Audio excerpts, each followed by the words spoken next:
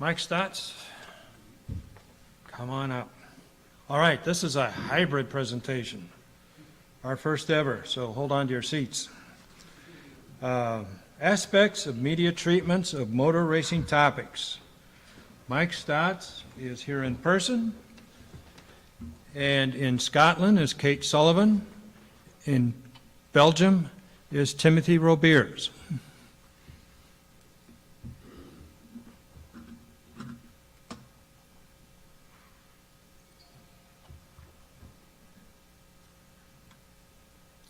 And Eric, what are we doing wrong here?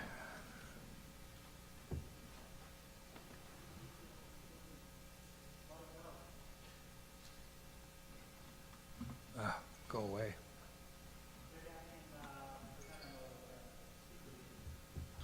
Oh. No.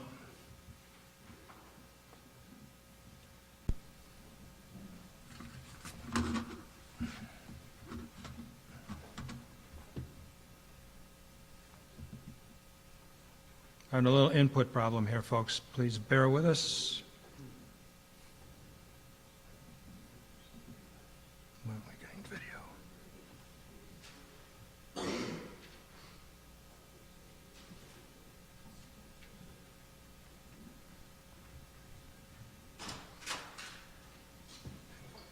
I'm here because the network's down.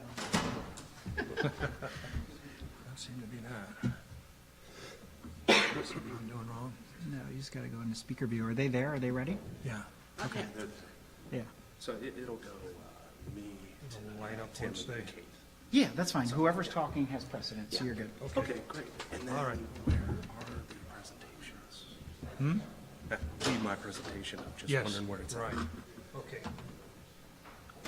All right, folks. Mike Stocz.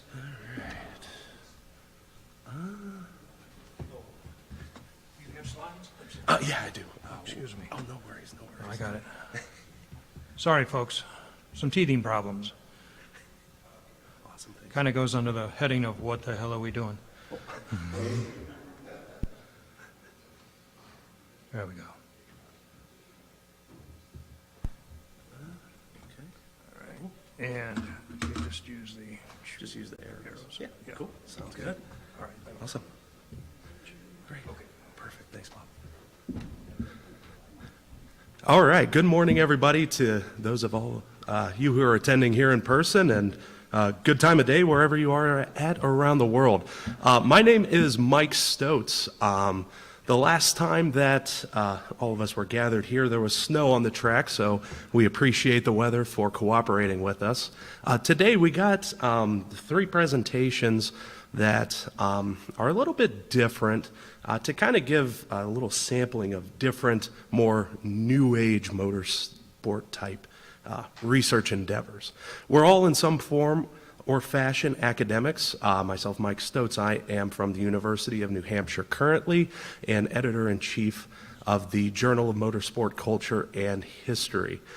Joined today by Dr. Timothy Robeers over in Belgium, and Professor Kate Sullivan all the way over from Scotland. So, a bunch of young bucks, and of course we had to ruin technology just to start it off, right? So, let's go ahead and get into it. Keep our stomachs from going too crazy. My presentation for you all today is a media kind of comparison between the first 2 African American NASCAR drivers to win at the highest level of NASCAR, that being Wendell Scott and Bubba Wallace. So this is a paper that is in progress currently. I'm just shy of about halfway through the articles I've collected, so presenting on some things that may change by the time that I submit this for publication consideration elsewhere. So, the 2 drivers themselves, Wendell Scott won his first race and really only Top Series Cup race on December 1st, 1963, down in Jacksonville, Florida, as Bubba Wallace won more in recent memory, of course, in October of 2021 at his designated home track in Talladega, down in Alabama. So, somewhat as some of the previous academic scholars have discussed, there is a lack of research within not only just the realm of motorsport, but also within the realm of NASCAR itself.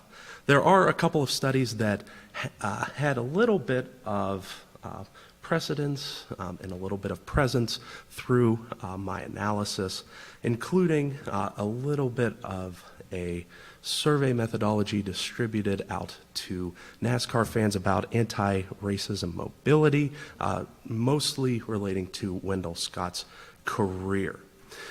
I'm also stealing from borrowing, I guess is the proper academic term for it, some of the techniques used by my colleague Tim Robeers just before the pandemic and applying them more in a NASCAR sense. So, a little bit more about the background on Wendell Scott. His win came December 1st, 1963, down in Jacksonville at Speedway Park, down in Florida. It was a half-mile dirt track race in which future Hall of Famer Buck Baker was initially declared the race winner. So, for all of us, I now consider myself middle-aged because I'm out of my 20s, so yay. First time Watkins Glen passed that mark, so I'm happy about that. But didn't used to be that we would keep score electronically. We had to use these weird things, pencils, pens, and paper to log down the lap times and who was in the lead, etc. It got confusing, and a lot of times led to some forms of corruption. Maybe some people's finishing position was smudged a little bit. So after the race, it was pretty common that one driver, at least one, would ask for an audit of the lap recording times and such. And Wendell Scott decided to do just this. It took about 2 hours for NASCAR officials to come back and say, yeah, actually, Wendell, you did end up winning that race. Another interesting little bullet point for this, Buck Baker was declared the winner after 202 laps of a race that should have only gone 200 laps. There are some estimates out there that place Wendell Scott as the winner by as much as 8 laps. Then, in more recent memory, we have Bubba Wallace's first win down at Talladega. During the pandemic, Talladega and Bubba Wallace had a pretty negative marriage, you could say, to each other. But coming out of that, at least somewhat from NASCAR's perspective, we see Bubba Wallace win his first Cup Series race at Talladega. Further, we see him win in a rain-delayed race. So another interesting similarity between the two drivers outside of both being African-American competitors. We also see that the first two African-Americans to win in the highest series of NASCAR had different lap totals for the race than originally advertised. So kind of a cursory comparison there. A little bit more academic background and a little bit more into what I was looking into. For this, I was looking into how the media portrayed both Wendell Scott and Bubba Wallace. A lot of the similarities personality-wise somewhat stop after the two kind of cursory comparisons earlier. But we also see from academic research, and this is kind of a, no-duh situation, that whatever kinds of media we consume, it's going to influence us in some way. So if we're reading articles that continually say that, this driver is not that good, then we're more inclined to believe that. We also, in this piece, I wanted to tie my love for communications-based research with historical research to be a little bit more in line with the conference itself, and expand at least a little bit more into the digital world, particularly through the ways that I collected these articles off of an older study that myself and a couple of colleagues worked on surrounding the Tony Stewart, Kevin Ward Jr. dirt track incident. So the methods that I shamelessly borrowed from Dr. Robeers used a program called Lexamancer. And Lexamancer, giant database, a lot of times used for legal studies, but can also be used to gather mass media representations. So what I did was put in very similar search terms for both Bubba Wallace and Wendell Scott to bring down, and I accidentally left off how many were brought down for Bubba Wallace's, but in general I brought down 700 articles in total dating back to the late 1970s. So after I get done with this set, there's going to be a little bit more digging into some archives. So Mark, if you find a place that has these somewhere, let me know, okay? Perfect. Some of the very early results here.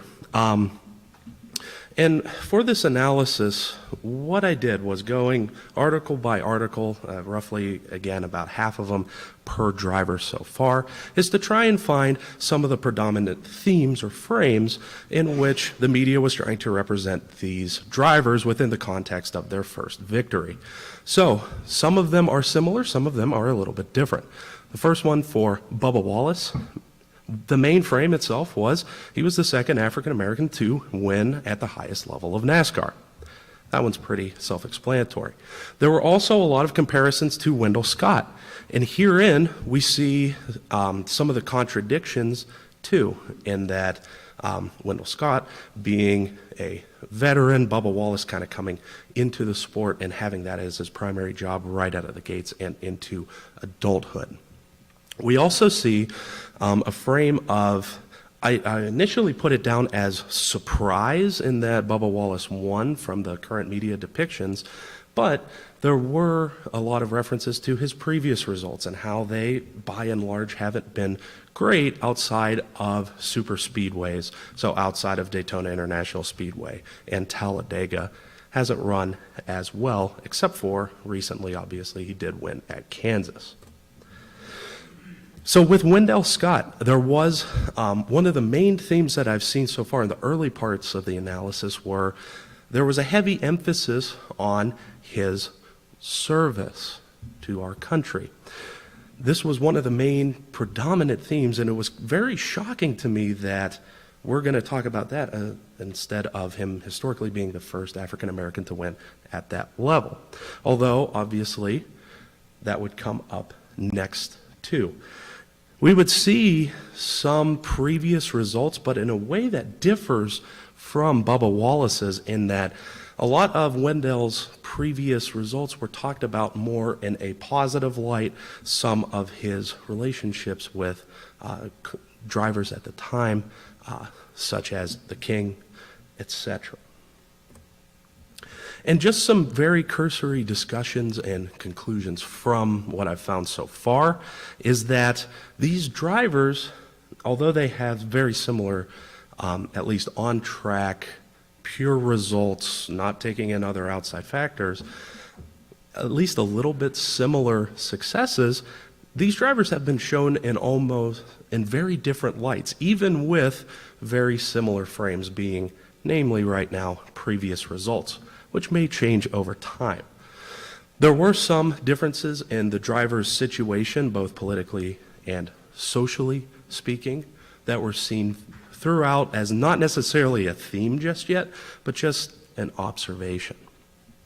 And some of the things that we'll be kind of looking into the future with this is Bubba Wallace himself obviously has been a little bit of a polarizing figure within the NASCAR community, and just seeing how some of the individual actions that have happened to this athlete are going to impact his career and media representations thereafter. Obviously, we had the Kyle Larson incident in which Bubba Wallace was run into a wall and then subsequently hooked. Larson could have caused major damage, also resulted in a one-way shoving match. And we also had Bubba Wallace becoming the first African-American driver to win 2 Top Series NASCAR events. So with that, just to keep everything somewhat in line, I'll go ahead and turn it over to my colleague, Tim Robeers. And Tim, go ahead and take it away. Yeah, thanks, Mike. First of all, can you guys hear and see me all right? You're a giant face, Tim. All right, perfect. I'll just share my screen. And can you guys see this? Oh yeah, you're good, Tim. All right, perfect. All right. Thanks, Mike, for the introduction and your great presentation. Great to see that my methods are being used by my closest friends and colleagues. So great to see. All right. Hi everyone, from Belgium, from Bruges more specifically. Yeah, a couple of years back, I was there in the snow, as Mike said. This time it's digitally.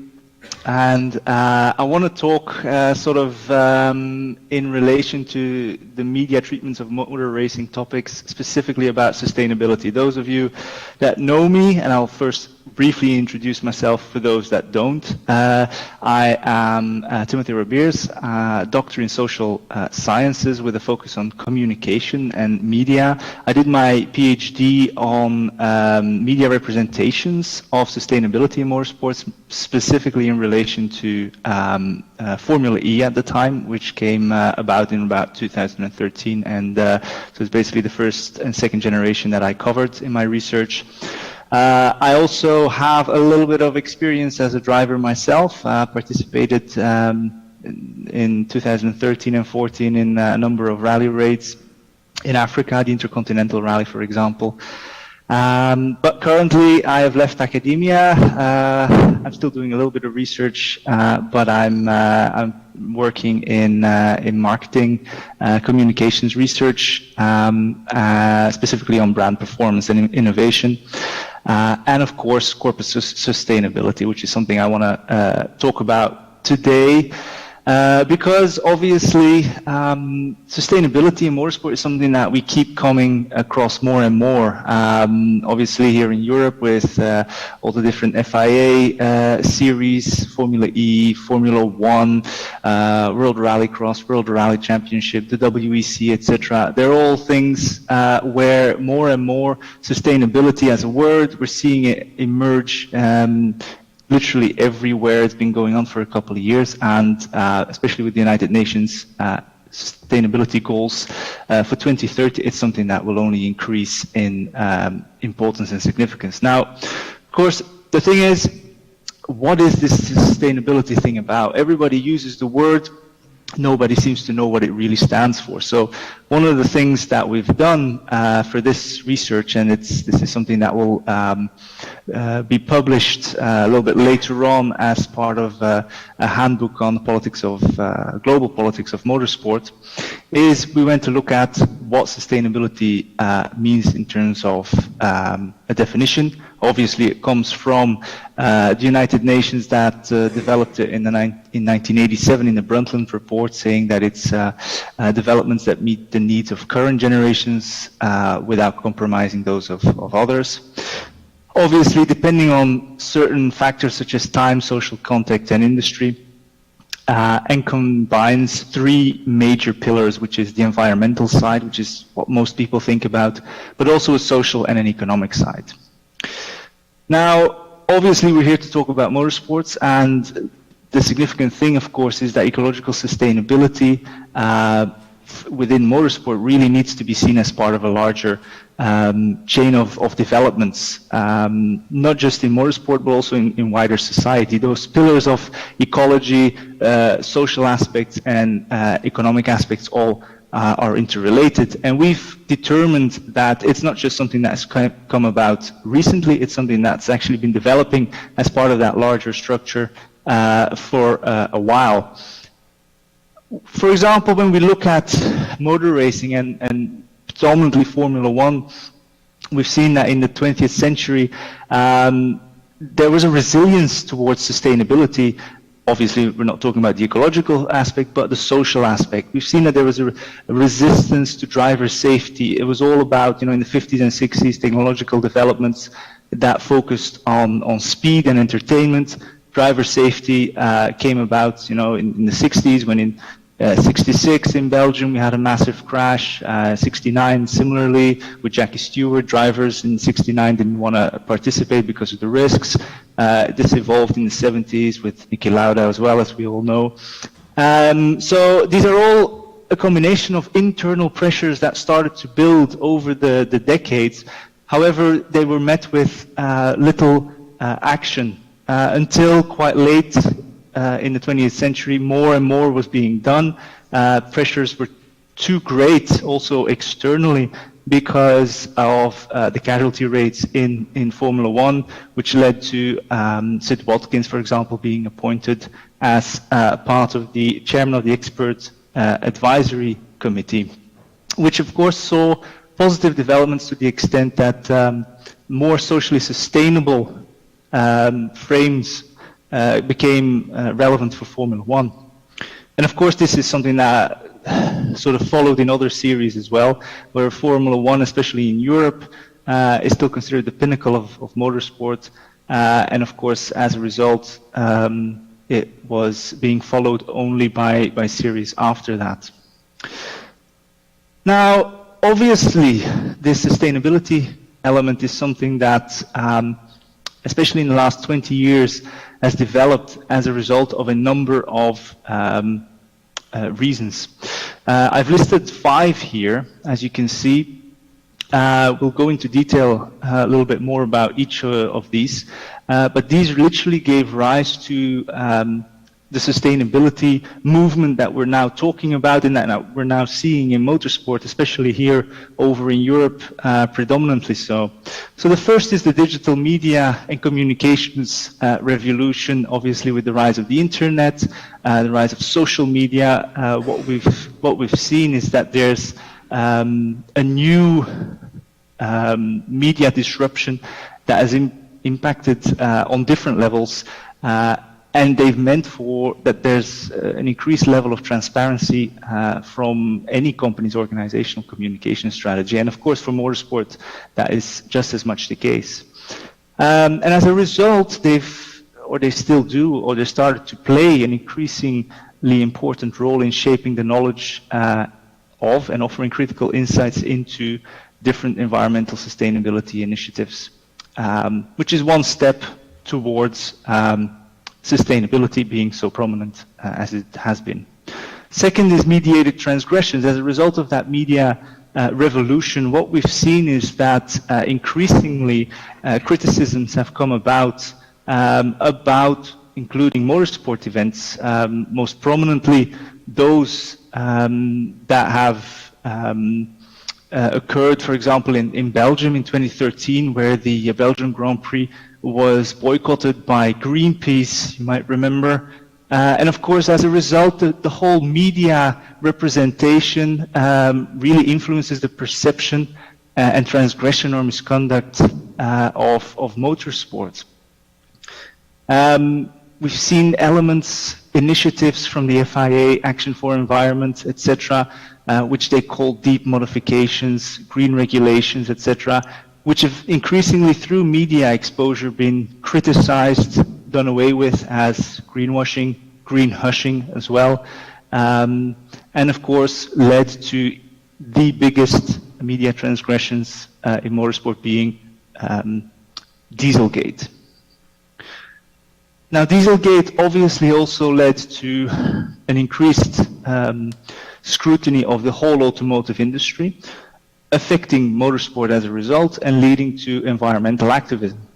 We all know the persons that are on the screen. The one in the middle has little to do with motorsport, but has had a massive impact nevertheless on the way also drivers such as Lewis Hamilton, Sebastian Vettel, etc. have looked at or have behaved in motorsport. And as a result, that also through media scrutiny has led to greenwashing, criticisms. However, the environmental activist movement has definitely meant that the sustainability aspect has protruded motorsport further and further.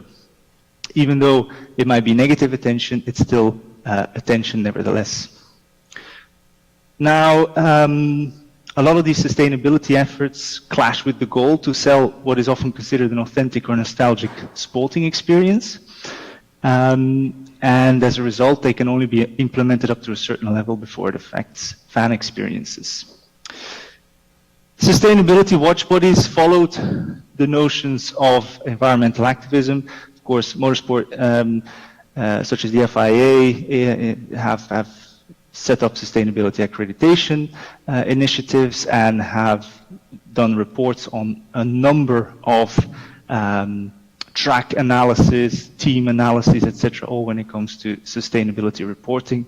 And of course, all of this has given rise to electric motorsports in the last 10 years, something that by many has been criticized at the early onset as something that would not be able to be sustainable. However, 10 years on, we're seeing Formula E going into its third season. We see the rise of Extreme E, electric touring car, etc. Even in the Dakar, we are now witnessing Audi in 2022 participating with a full electric rally raid vehicle. So it's definitely a step following that mediated evolution that started about 20 years ago. Now, obviously this, and I'm going to have to go through this a little bit quicker than I anticipated, this has a couple of opportunities for the future for Formula One, for example, but there's also a risk of falling out of place. Formula One, for example, envisions a step-by-step increase to use synthetic biofuels for its engines. It wants to be sustainably fueled, again, that notion of what is sustainable, by 2026. However, we already see that other series are looking at other ways of becoming sustainable through hydrogen power, such as the WEC. But the biggest problem remains fans, the travel of fans, the travel of teams, and of course the logistical elements that come with it.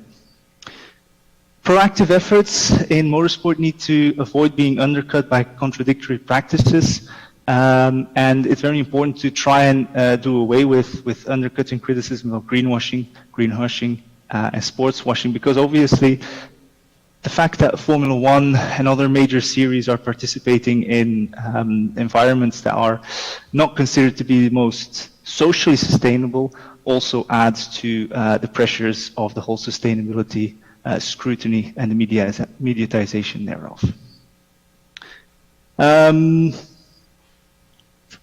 The opportunity that this presented is a trickle-down effect, where motorsport in its very earliest origins was able to use its technology and technological innovations to its advantage for a race on Sunday, sell on Monday principle, which was sort of lost during the last decades. It's something that it's now gaining again. And as a result, we can see that sustainable technology is leading to an increase in manufacturers and consumers of electric vehicles. It's attractive to fans, watch bodies, and as a result, it also can attract new, especially younger demographics of fans. Which also means that lost revenue streams in terms of traditional motorsport can be regained through digital broadcasting, social media interactivities, and elements of gamification that come with these newer technologies associated with electric and more sustainable racing. So as a conclusion, the rise of ecological sustainability needs to very much be seen over a larger path of development in motorsport and an integrated framework. Societal pressures, expectations of younger demographics and disruptive new series threaten traditional ways of motorsports. And the current decade offers opportunities for motorsport to definitely regain technological and societal relevance through the trickle-down effect and the shift to revenue streams that include cause-related consumerism. Fourth and lastly, there's a transparency and consistency that is very important in using sustainability in motorsports, and as long as teams and series can show that they are engaging with it in the coming decade, that in itself is more important than saying that they have become green. The road to become green or to become sustainable is far greater, far more important than the end goal. With that, I thank you for your attention. I've gone over time, sadly enough, but I will spend no more time. I will give the word to Kate.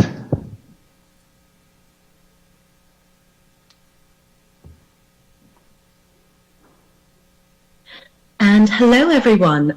Mike, can you see and hear me? Yeah, but for some reason, not the big screen. So only Mike can see me. No, you're like a tiny little head at the top. It'll do. You don't need to see me any closer than that, trust me.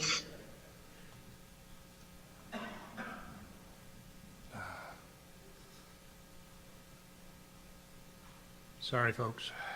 Maybe take it and then go back to speaker. Take it to gallery and then go to speaker. All right. So go back to view, speaker. Yeah, see if it reverses. Jeez.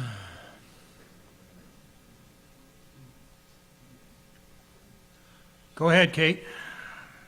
Okay. Well, if we've got me in here, excellent. I will share my screen. Thank you to Mike and Tim, and thank you to everyone for allowing Tim and I to be overseas while we're doing this.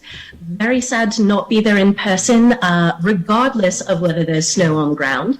But as Tim said, sometimes life gets in the way. Yeah. I taught a 3-hour seminar this morning here in Edinburgh, Scotland, and now I'm remoting in to join you all. We will see if I can get my screen up in the midst of all of the fun. Hey. There you go. All right. All right, Kate, you're full screen. Whoops, you were. There you go. Fantastic. Okay. Let's get that in. And good morning, everyone. As we've said, I'm Kate Sullivan, and I will be tying together some of what Mike did and some of what Tim did in my presentation today, which is fuel duel, how gasoline came to rule motorsports. So who am I in the first place? I'm Kate Sullivan. I'm an assistant professor of strategy and enterprise at Heriot-Watt University in Edinburgh, Scotland. Now, by training, I'm actually a psychologist. I specialize in work, well-being, and performance, and I look in particular at what we value and how we deploy our time and energy. Part of that work has been me as an automotive historian, and I tend to look more at the cultural aspect. So the cultural turn here is exactly what I'm in for. I'm also an ethnoarchaeologist. I look at the value we place on the things we use. But more than that, I'm a car person. I'm a land speed racer. I've been to a number of events with my parents, who are also extremely active, record-setting land speed racers. I have been accused at times of being the lady of the four-cylinder. I like to make very small engines go very fast. And I love vintage cars. So I love being here and getting to do this work. So let's go back, further than Tim went, further than Mike went, to the early days and the beginnings of alternative power. So motoring's early days featured a range of power. We had electric cars from the very beginning, as well as hybrid cars. Starting in even the 1830s, we had electric and hybrid vehicles. We also had steam vehicles from the very beginning, because this was familiar technology, simply being used in a new way. From there, we got to what we have today, the internal combustion ICE or ICE engine. Now, the first experimental lightweight electrics in the UK, the US, and the Netherlands were in the 1930s. By contrast, Carl Benz first demonstrated his motor wagon in 1885 and didn't receive a patent until the next year. By 1893, Chicago's World Exposition featured 6 different types of electric cars. Green is as old as the history of cars themselves.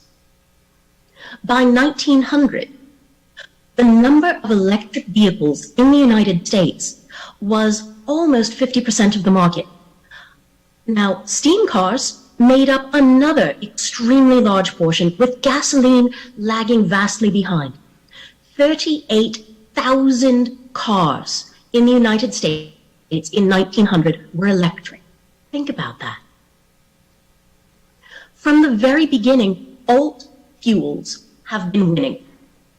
Electrobats made in Pennsylvania and the homebrew Riker Electric won a series of 5-mile sprints against gasoline Dorias, some of the best funded automobiles of the day, all the way back at the beginning of American racing. And we also see that alt power quickly gained land speed dominance as well. So just down the road from where Tim is, about 20 miles away, La Jamaïque, operated by Camille Genatzi of Belgium, on the 29th of April, 1899, was the first vehicle to exceed 100 kilometers per hour. 105, that's just under 66 miles per hour. This was also the first purpose-designed land speed racer, and it was an electric. If you see in this picture down here, we even have Genatzi going on a tour to celebrate both his marriage and his victory. His wife riding on the back because it was silent and clean. We see as well the Stanley rocket, designed by the Stanley twins, built with an inverted canoe for streamlining as its body, driven by Fred Marriott on Daytona Beach. In 1906, it set a world record of over 127 miles per hour. That record stood for a steam-powered vehicle until August of 2009. It took that long for steam power to again see that kind of dominance. The rocket still holds the record for any vehicle of 30 horsepower or less. But if alt fuels were doing this well, why did gasoline win? Why did the alt fuel racers disappear almost completely by 1910? Well, one of the major reasons was a change in format, particularly in the United States. We moved from straight line races and speed contests to road and oval tracks. In America, this was largely because we had a preference for oval track horse racing, and we already had these tracks available. So simply putting cars on an existing track allowed us to then have demonstrations of hippodromes, for instance, at agricultural fairs.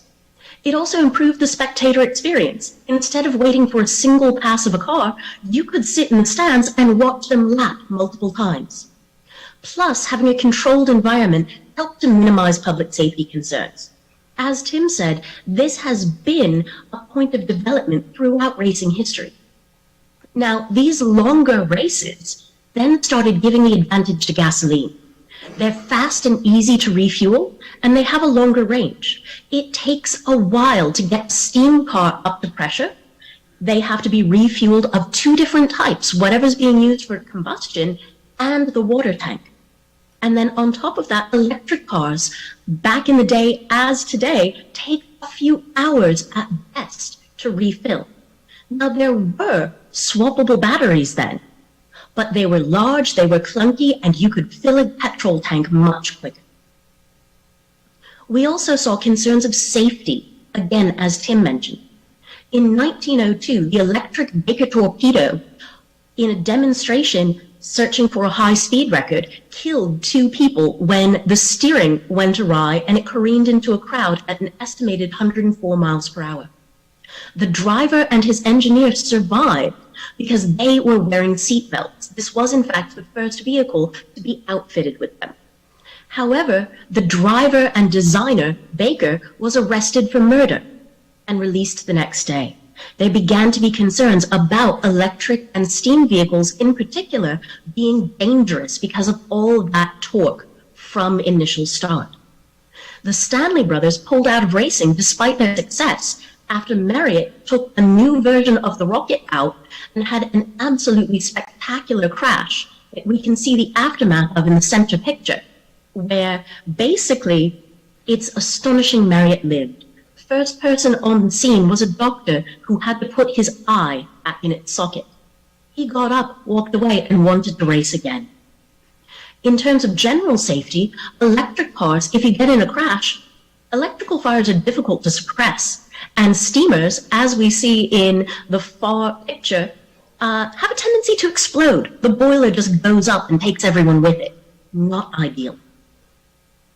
We also saw issues of reliability. Many early racetracks were in the north, and electric cars, then as now, don't perform well at low temperature. So particularly in the United States and Northern Europe, where most racing was developing, these cars simply could not compete with an internal combustion engine in winter. And there was startup. Steam cars take time to bring to pressure, and the development of the electric starter changed the game for gasoline racing. So why are alt fuels on the rise again, as Tim noted? Well, public opinion. As Tim said, there's a focus on sustainability and emissions, as well as a focus on noise concern. And this presentation is part of a broader paper that I'm developing that brings in media similarities between public opinion and worries about sustainability, emissions, and public safety, as well as noise and sociability concerns that are almost identical in the 1900s and 1910 press as they are today. We also see better technology. There's better batteries, there's longer life and faster charging, not to mention some of the more ecological fuels that Tim mentioned. So how do we boost interest in motorsport as a whole, knowing this history and knowing the ups and downs of racing in the public eye over the years? Well, first, calling back to what Tim said, trickle down 2.0, technology diffusion. Race on Sunday, sell on Monday has always been a major motivator. It's stated on the Porsche website as one of the reasons that Porsche, after many years out of the electrics game, is getting back into it by relaunching its expertise from the late 1800s in electrics and hybrids. We see the faster recharge and longer range, and we're able to use all of this to expand motorsport appeal through marketing, through the sustainable and technological nature of Formula E. We can get people who wouldn't be interested regularly to potentially welcome motorsport into their lives. And we can lean into sustainability in our communications. We can influence the media to tell this story of motorsport's enjoyment, sustainability, and excitement as we re-enter a green period in motorsports history. And with that, I'd like to mention, as Mike did at the beginning, the three of us are involved in the Journal of Motorsport Culture and History, which in some respects traces its beginnings to part of the Argent Singer, when Mike had this idea for a journal that focused on culture and history instead of simply technical aspects of motoring and motorsport. He brought the idea up. Several of us at a previous symposium thought it was a marvelous idea.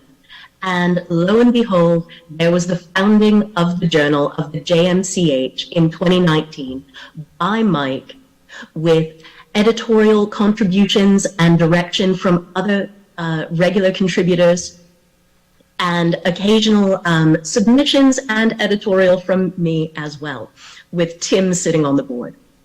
And we're accepting academic papers on cultural and historical turns in motorsport, exactly what we look at the Argent Singer. And this can be sociology, cultural studies, communications, history, the psychology and performance of sport, which I look into. And this is a peer-reviewed journal. We welcome your submissions. You can look us up online, and I have the link put here on my slide. We would love to see some of the papers that come out of this conference. And with that, let's remember that what's old is new again. Green doesn't have to mean the end of motorsports. In fact, it's only the beginning, as we've already seen through time. Thank you all so very much. Okay, thanks.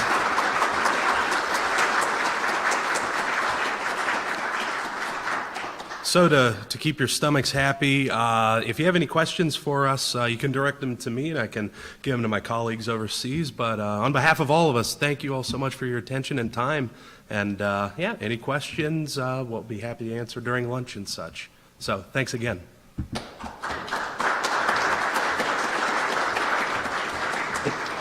Thanks, guys.